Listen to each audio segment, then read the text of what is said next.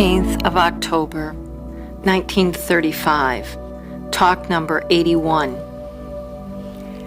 Dr. Bernard Bay, an American chemist who had interested himself in Vedanta for the last 20 years, now in India, came on a visit to the master. He asked, "How is abhyasa to be made?" "I am trying to find the light." He himself explained abhyasa as concentration, that equaled one-pointedness of mind. The master asked what was his abhyasa till now. The visitor said he concentrated on the nasal base, but his mind wandered. "Maharshi, is there a mind?" Another devotee gently put in, "The mind is only a collection of thoughts." "Maharshi, to whom are the thoughts?" "If you try to locate the mind vanishes and the self alone remains. Being alone, there can be no one-pointedness or otherwise." Devotee, it is so difficult to understand this. If something concrete is said, it can be readily grasped. Japa, dhyana, etc. are more concrete. "Maharshi, who am I is the best japa." What could be more concrete than the self?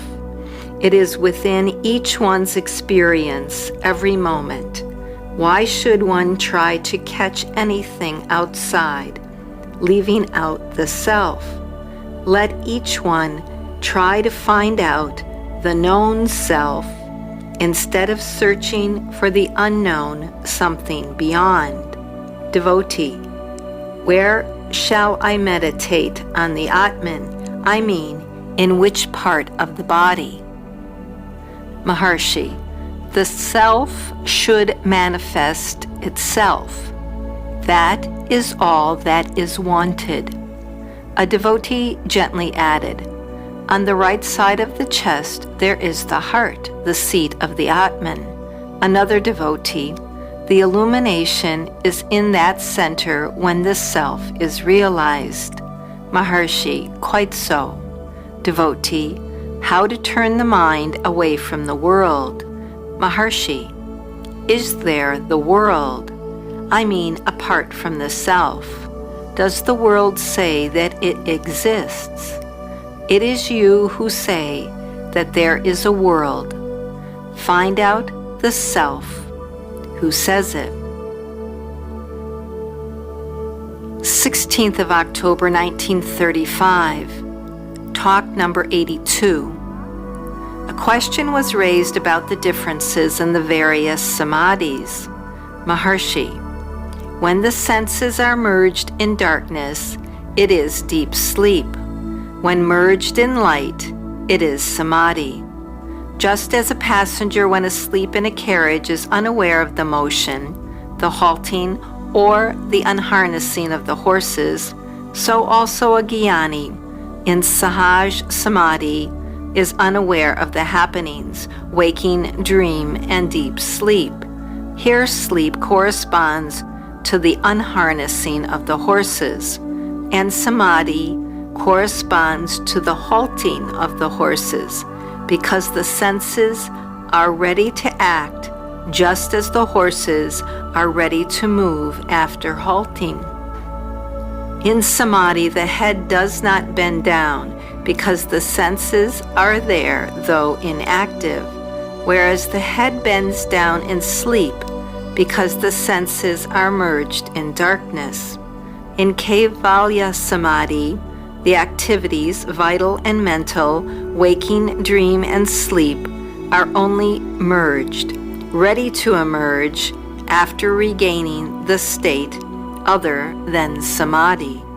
In Sahaj Samadhi, the activities, vital and mental, and the three states are destroyed, never to reappear.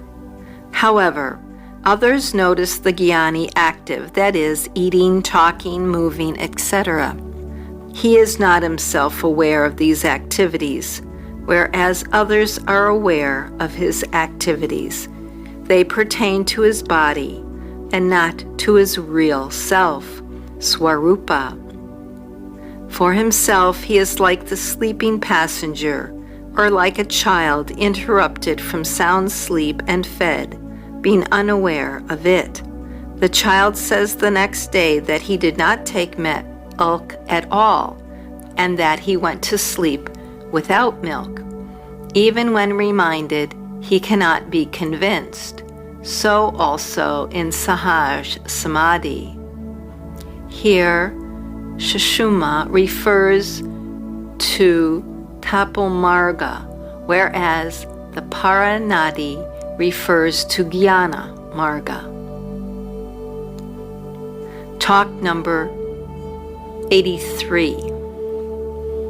The master, relating some stories of the Bhaktas, told how Sri Krishna served Eknath for 12 years, how Panduranga relieved Shukabai from her home prison and enabled her to visit Pandapur.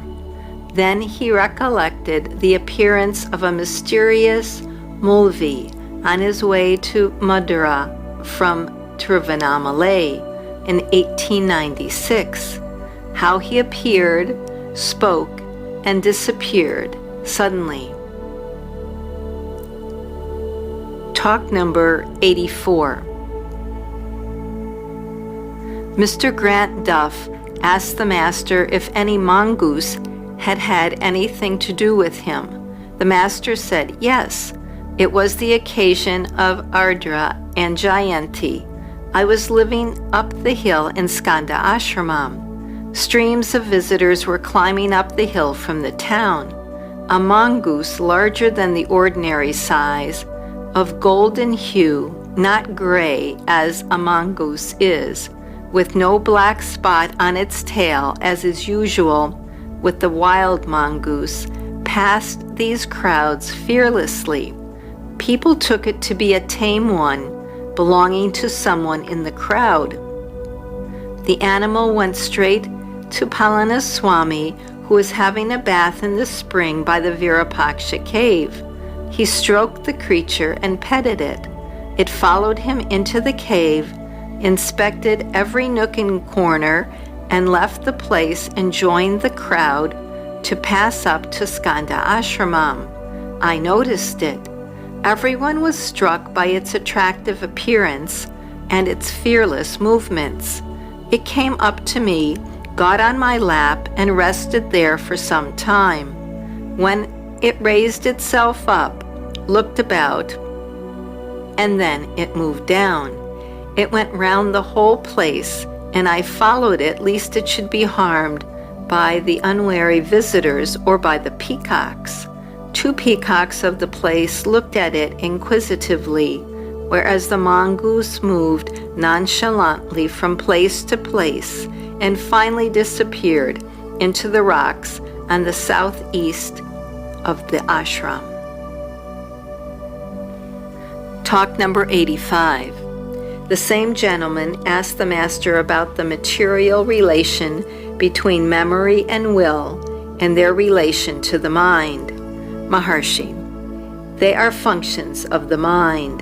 The mind is the outcome of the ego, and the ego is from the self.